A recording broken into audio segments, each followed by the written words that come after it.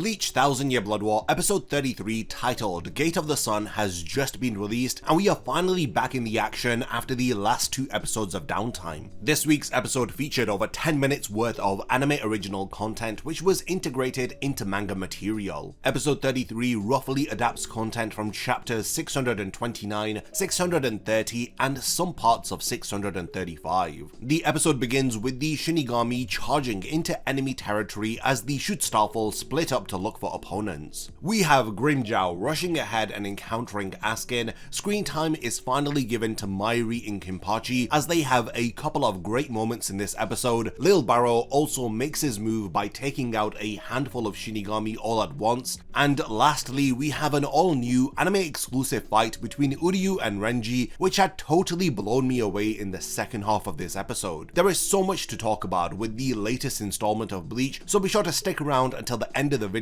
as there is also an all-new flashback scene from Renji's training with Ichibei, and both Renji and Uryu don't hold back in this episode. The two of them are prepared to kill each other as they each utilize new abilities during the fight that we haven't seen before. I don't want to give too much away in the intro of the video as I'm so excited to break down each moment of this all-new episode. So without further delay, let's begin my complete review and analysis of Bleach 1000 Year Blood War episode 33. We got really tired of the same old boring anime shirts, so we decided to launch Getsuga.com with the aim of creating designs inspired by our favorite anime and manga. We came up with designs that look cool and represent all of our favorite stories. Check out the latest Instinct collection, which features some amazing designs like this Frosted Heavens design inspired by Toshiro Hitsugaya, or this Instinct design inspired by Hollow Ichigo, and my personal favorite, which is the Heart design, which was inspired by Ukiura Shifa. Do not miss out, go to Getsuga.com and wear your favorite stories. The episode begins with a brief scene before the opening song where we see the Shoot Starfall utilize the Gate of the Sun as they kneel before Yuhobak, who reveals the name of the castle to be Vaharvelt, as he gives them the order to begin hunting down the enemy. Following the intro song, we have more material from chapter 629, but it is slightly expanded upon as Shunsui is seen to be speaking with the Sternritter. We get some nice close-up panning shots of the Vizards and the Shinigami, and then we cut to Mayuri and Kinpachi, with Mayuri revealing that he had closed the gate and then reopened it after tilting the axis so that he would not appear within the royal palace with the others. This is so that he can freely test out the fruits of his research. Following this, we cut to Ichigo's group as Grimmjow rushes ahead and encounters Askin. And then from chapter 629, we cut to content from one page of chapter 635, which shows to us Gerard struggling to find anybody. We then see Bazby, Giselle and Lil Toto, who have utilized the Gate of the Sun in order to arrive near Silburn. Their plan is to confront and defeat Yuhobak and Hashwald. The brief encounter between Grimmjow and Askin is adapted entirely here, all the way up until Askin uses one of his gift balls in order to take down Grimmjow. So then we cut to the Shinigami who are being targeted by Lil Barrow. Now in the manga, we had only seen Lil Barrow take out Hisagi, and this is from chapter 635, but the anime does slightly expand upon this, as we see him shoot Hisagi, Omaida, Kiyone, Sentaro, and Isane. Now after this point in the episode, everything else is anime exclusive material. We cut to Renji encountering Uryu as he uses his Shikai to initially clash against him. What is really cool is that Rukia and the other Shinigami actually react to Uryu's spiritual pressure. Now as Renji charges towards Uryu, he summons a bow and fires an arrow which grazes across the side of his face. They briefly do pause to exchange some dialogue as Uryu affirms his motive to support Yuhobak. Renji does ask whether if Uryu had met with Ichigo. Uryu bluntly tells him that he had attempted to kill him, but he had underestimated how persistent he would be, telling Renji that next time he will definitely get the job done. Now that he knows not to hold back, Renji charges in with his Shikai, with Uryu defending with his bow. The entirety of this fight is so well animated, and some of the scenes here during this initial portion are very impressive. But then Renji activates his Bankai while they are fighting, and of course it's the updated true Bankai called So'o Zabimaru, which he had revealed in Core 2 during his battle against Mask D Masculine. Renji demonstrates that he's still an excellent ranged fighter as he uses a new technique called Zazeka, which extends out his blade similar to how he does within his Shikai. The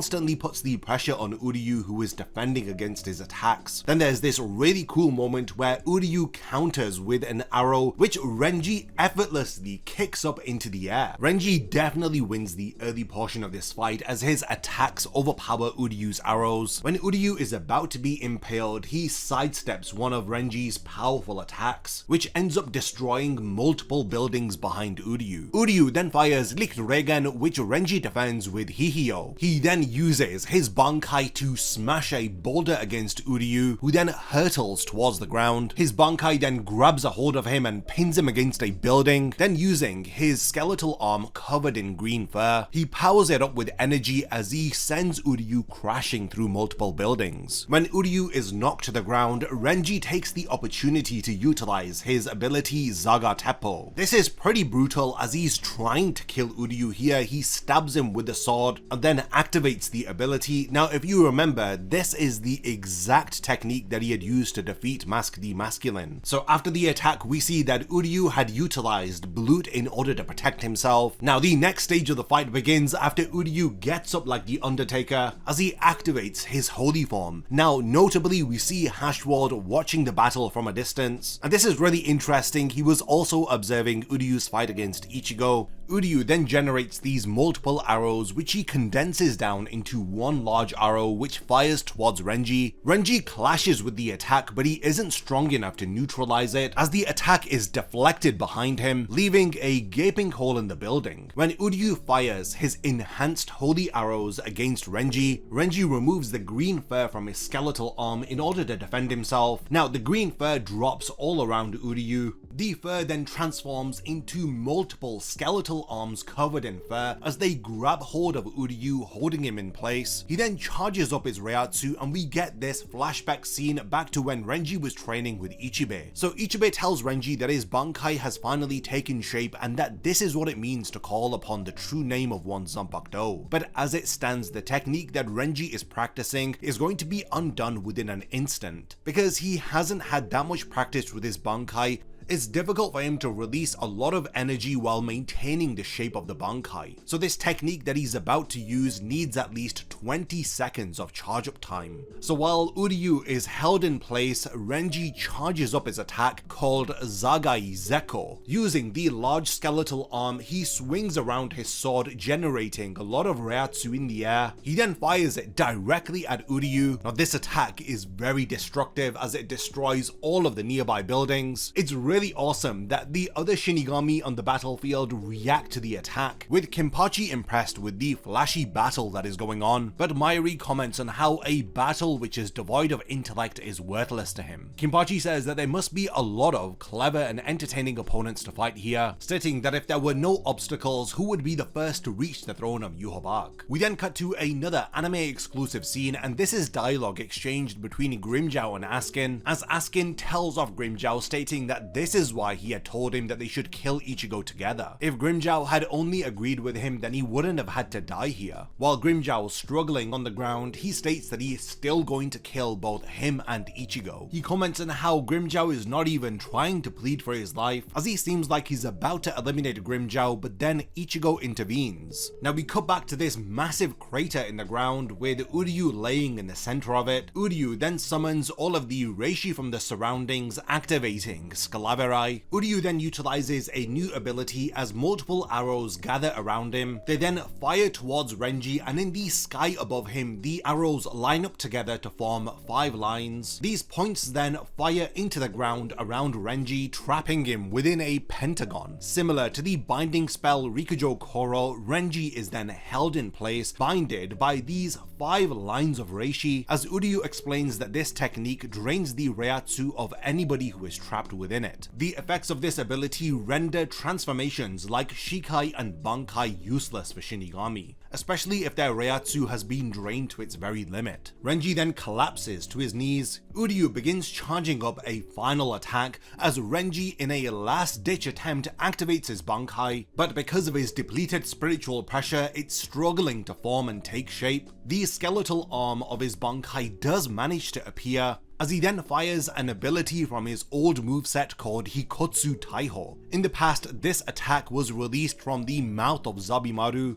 but in this instance he releases it from the skeletal hand. Now the attack quickly disperses once it makes contact with Uryu's arrow, as the arrow then fires right through Renji's chest. Now from the trajectory that Uryu had fired at, it seems like he has pierced through Renji's chain of fate. This means that either Renji is dead or he has been rendered permanently powerless. After defeating him, Uryu explains that there are 3 reasons why he had lost. The first is that he had unconsciously been avoiding his vital points. The second is that he didn't know about his power and thus had underestimated it. And the third reason is that he is a Shinigami, the very thing which he despises. Now after this, the episode ends. Now comparing how Uryu is behaving in the anime in comparison to the manga, there is a night and day difference. This is not even the same character. His betrayal is so believable. He is out here actually trying to kill the Shinigami. Now in terms of the animation for this episode, there is a lot to dig into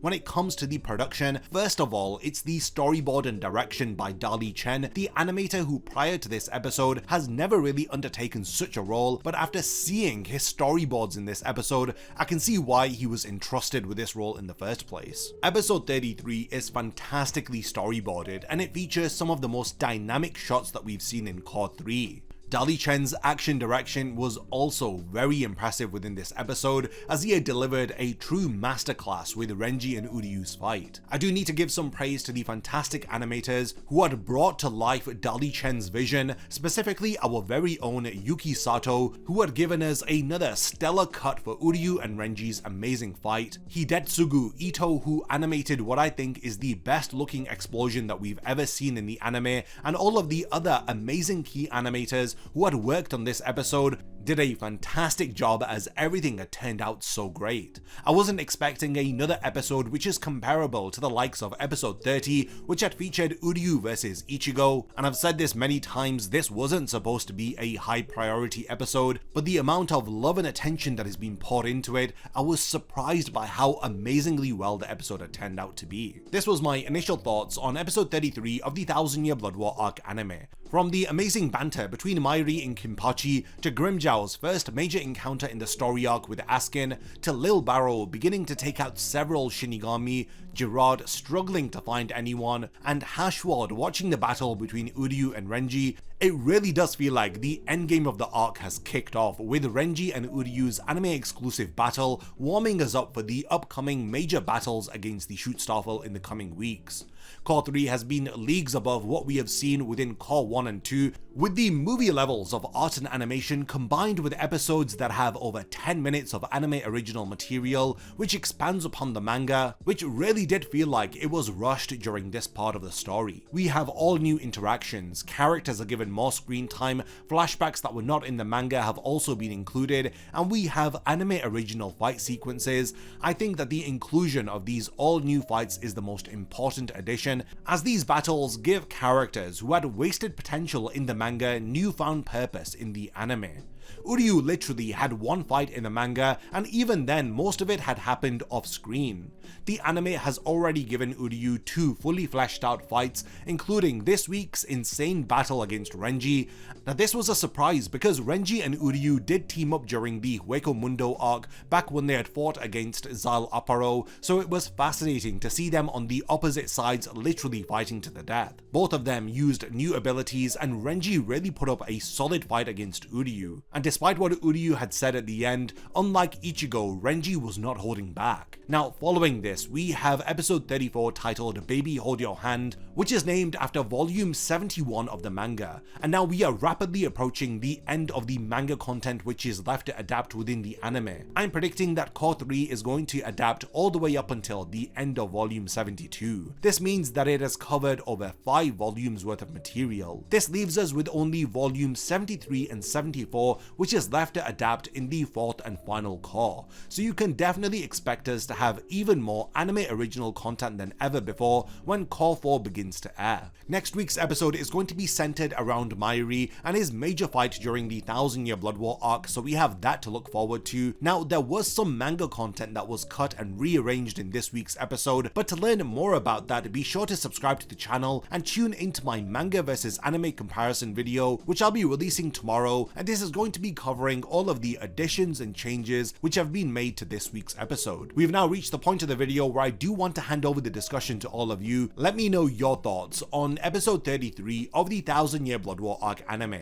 Did you enjoy seeing Grimmjow chase Askin, Mayuri taunting Kinpachi, and Uryu's insane new fight with Renji? Be sure to continue the discussion in the comments, and lastly, thank you for making it to the end of this video, and I cannot wait to see you tomorrow for my manga versus anime comparison of this week's episode. A massive thank you goes out to all of my amazing Patreon supporters for helping to make this video possible. If you also want to support the channel and see your name in the end of my videos, then check out my Patreon, which has loads of perks like early video access and so much more. Thank you for sticking around till the end of the video, and whatever you contribute will mean a lot to me.